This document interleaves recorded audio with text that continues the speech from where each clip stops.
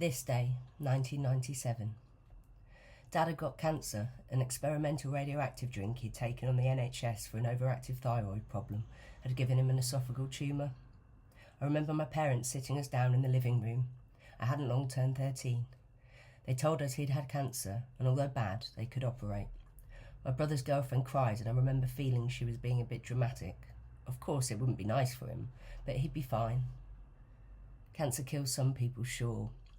But if there's anyone who can survive it, it's my dad. He's the strongest person I know. The worst news about it all was that he might not be home for Christmas. I loved Christmas. When the world lit up in the darkness of winter, the one time of the year when I didn't have to go to school or play with other children, I got to spend a whole 2 weeks with my family. Time moved differently at Christmas. You got to spend quality time. I loved the magic of it all, wrapping the presents and curling the ribbons with scissors, putting up the tree with all our decorations. My favourite was choosing where to put the robin. The many move-duvet days and long walks with our dog Spider. The music and cheer. Watching Dad talk with his mates at the pub. I'd laugh along. Half the time I didn't get the jokes, but he was so funny it didn't matter. One year Dad played Santa for the round table, and we walked behind a sled he was being pulled on, singing Christmas carols. I loved Christmas Eve, getting the snacks ready for Santa and Rudolph. Even when I knew they weren't really coming, I just loved the pantomime of it all. The sweet but torturous anticipation of Christmas morning and it finally arriving. The stocking at the end of the bed. The family gathering together in the morning to open the presents. And don't even get me started on Christmas dinner. Pulling the crackers and wearing silly hats and telling jokes. Mum's gravy. Marcus would always overpile his plate and I always thought it looked very difficult to eat. I loved Christmas. It was heaven. So the thought that Dad wouldn't be there this year, that he'd have to spend it in hospital, was awful. He had the operation and it was successful. So successful, in fact, that they let him out 2 weeks early. I was over the moon. Whether grumpy or cheerful, it was always warm when Dad was near. It was the 17th of December. I was back from school and in the lounge drawing lines around the pictures in the newspaper. I used to do that a lot back then. Home and Away was on the telly in the background. I heard a commotion coming from the bathroom upstairs, and either my brother Daniel or my granddad's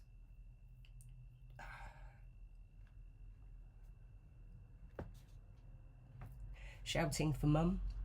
Mum then comes downstairs to the hallway and makes a call. Dave's coughing up blood. I can hear the terror in her voice and it sends chills down my spine. I want to run upstairs and make sure he's okay, but fear stops me. Leave it to the adults, I say. I carry on drawing my lines. An ambulance was called and I was given the task of standing at the top of the driveway. We lived in the bottom of a dell at the time and people often had trouble finding us. It was dark by then, a starless and eerily quiet night, my breath misting in the cold air. I seemed to be there forever, my ears desperately straining to hear the sounds of the sirens and that help was here, my little mind constantly reassuring itself. Don't worry, it's Dad. He's the strongest person I know. The ambulance arrived and Mum went with it. Me and the boys would follow with Dad's best mate, Howard. The car broke down en route and it was very late by the time we arrived at Norwich Hospital. Dad was in theatre. We all sat in the waiting room for again what felt like forever. I was worried, but I was mainly uncomfortable. I didn't like hospitals very much. They were stark, ugly places. The chairs were uncomfortable, it smelt funny, and after a short while the lighting was hurting my eyes, exasperated by the shiny floors. I was idly poking my foot against the vending machine, irritation and boredom kicking in when I heard the clippity-clops of shoes walking down the corridor. In the silence of the space, with no sound other than the hum of the lights, this sound was mesmerising. I watched the lady walk down the hall, over to the front desk, and then leave the building, my attention quickly back to the vending machine. Then I heard it. A gut-wrenching, blood-curdling scream. I'd never heard anything like it. And I remember thinking, poor lady. She sounded like she was in a lot of pain.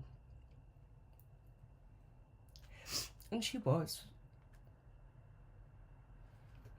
That lady was my mother, and the clippity-clop-heeled lady was the nurse, delivering the news.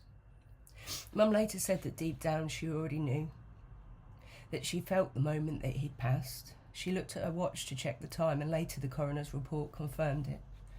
Dad died at 3:04 a.m. on Thursday the 18th of December 1997. Despite being told, somehow I remained oblivious. We went home and I slept like a baby.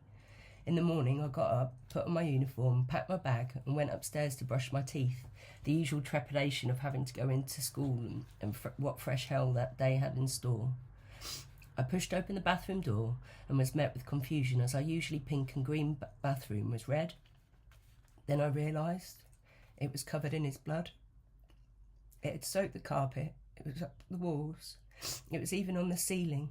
And as I stood there and took in the scene, it dawned on me what it meant. No one could survive that kind of loss, not even my strong dad. My heart went from where it has always been in my chest and crashed like a shipping container full of dumbbells with violence into the pit of my stomach. From that pit, a procession of stills projected from my stomach and out into the room. 1,000 TV screens with images of my life, and not one of them contained him. A terror that I couldn't even begin to put into words filled me, and I turned to run. As if I could just run fast enough, I could run back to yesterday, into a time where he still existed. I span at my heels, thrust my shoulders forwards, pushed off my legs, and the moment I did... Oh, sorry, this is going bad, isn't it? And the moment I did, I realised it was futile. That's not how the world works. He was gone. I stilled myself and tried to compose myself. I poked my head around the bathroom door to evaluate the sink situation, because after all, one must brush their teeth every morning. But just like the bath, the sink and everything with it was covered. I left the bathroom knowing full well that life would never be the same again. I felt an ice-cold chill, as if the sun had gone down and it would never rise again. Christmas was dead, and Christmas begins.